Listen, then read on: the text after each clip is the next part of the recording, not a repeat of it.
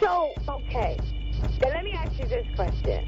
Where was these questions when she was coming at me in all these interviews? Like, what? Why wasn't anybody saying the same thing to her? Real talk. When she did the Kanye West Monster record, when she did the Keisha Cole record, when she did the Roman's Revenge, why wasn't that? I'm trying to figure out. This is just for my own. I'm trying to figure out why the approach was different with her, because apparently she started this. And I'm finishing it. You know what? And I like how you clearing things up, and that's why we're having this discussion right now, because there was all of those tracks before you put out your tracks, but it just seems like it was, less. She wasn't really saying stuff. I didn't really hear anything until the Angie Martinez interview, and I know that kind of tipped you over, right?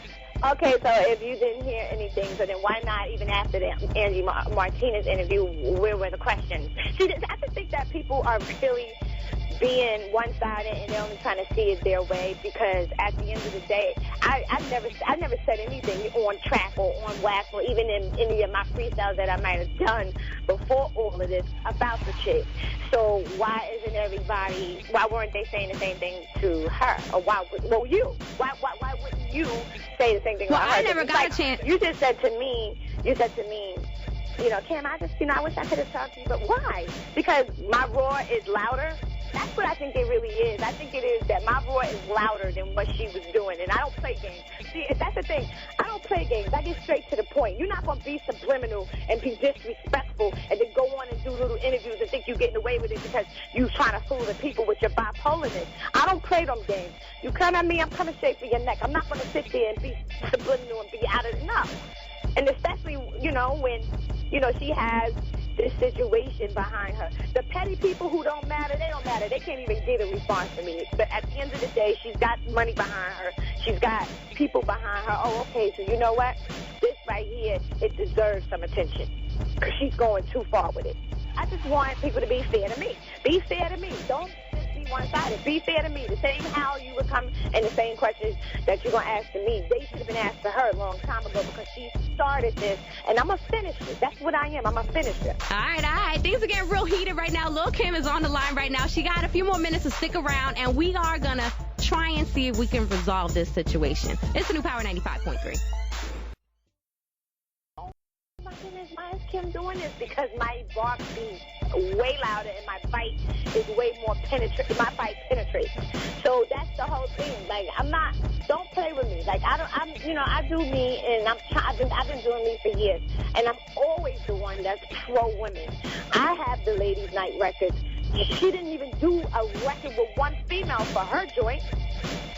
Think about it. Anytime you see her with another female in a song, it's because there's a dude involved and it's his record or the other person's record. She didn't invite a slew of females to come and join her with her joint because she wanted to be the only female out there. But yet still, Little Kim got Ladies Night. Little Kim got Mary. She got all these other females. Lady Marmalade. She's got the Brat. She's got this person. Yeah, Lady Marmalade. I'm always doing those type of records. But you don't see that with her. You probably see it now because anything I say and she hears, and she go, okay, well, if Kim say I need to do this, then let me go do this. The same thing when I was like, oh, she needs to be respectful. Now all of a sudden out of the woodwork, she want to go, and, Kim, and I just want to say, come on now. The game is just so redundant and so just corny.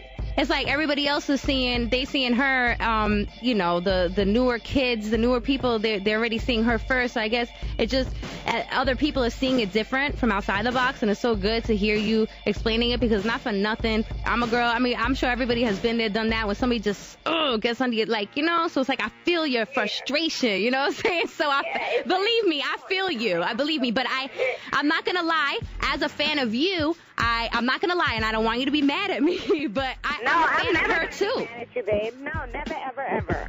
But I do need you to understand that I made the first initiative because she's been coming at me from the beginning of her career, and everybody knows it. She's been coming at me because I'm who she wanted to be like. I'm who she thought she was just gonna, push to the side and say she's the new me now. Like, that's not gonna happen, Mama. I'm still alive. If anything, we can rock together. Like, what is the problem? Like, Jay-Z and all the dudes rock together. What is the problem? Well, yeah, when Wayne came in, he wasn't saying, I'm going to try my best to get Jay-Z out of the game so I could just be the only dude. I think that they feel powerful when they all can stand in a line and rock together, but that's not how she thought about this.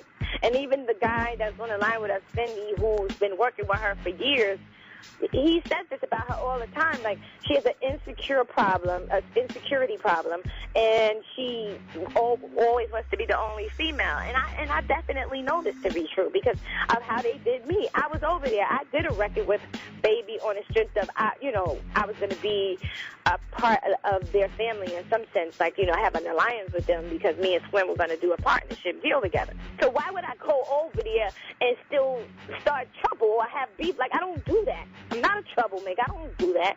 But you best believe when trouble come to me, I'm going to handle it. And if you start it, I'm going to finish it. That's the bottom line. Don't throw stones like they always say if you live in a glass house. And don't start a fire if you don't have a fire extinguisher. I see where you're going, and this is not looking. Oh, this is looking ugly, girl. I hope this gets resolved. But I see where you're going with it because, yeah, I know. I see where you're going with it because right. if everybody can put their own selves in their own situation, even littler situation, you know what I'm saying? People don't want to let, you know what I mean? You let things go, and then you're like, look, I can't take no more. I can't take it no more. Exactly. It's deeper than what people think. I was over there. I used to go to Miami and be in the studio with Baby and Slim, and I saw Lil Wayne a couple times. So I was there. I was thinking if I'm over there, and I show her that, listen, everything's all good, then maybe, she'll say, oh, okay, I don't have to keep coming at Kim now. We could be cool or whatever because, we in the same area. We in the same camp almost somewhat. But what it was they wanted me over there so they could take my, try to steal my swagger and give it to her. And that's basically what they was trying to do. After they got the song from me and got what they want, they never even put the song out and did the video like we were supposed to do. We were supposed to do a video. It was supposed to be the second single or whatever off the Baby's album, and they never followed up with any of that. It was all done purposely just to say they had Lil Kim just to help me stamp what she was doing and what they were getting ready to do with her, and then kind of like just try to kick me to the side of some crazy mess like that. Like, come on now. I guess they really didn't know who they was dealing with, thinking they could just do that and get away with it. Are you talking to any of them at Cash Money right now? Oh, no, I don't speak to any of them. If she comes, and says, hey, let's be cool, what you say? But why now? Like, what? No, you're going to have to pay for the things that you did. It's not that simple. If somebody, shoots somebody on the street, and if for whatever reason they get caught, and they just go to the judge and say, hey, I'm sorry, can I just get a pass? You think the judge is going to say, okay, yeah, you're going to have to pay for that mistake. All right, that's Lil Kim right there.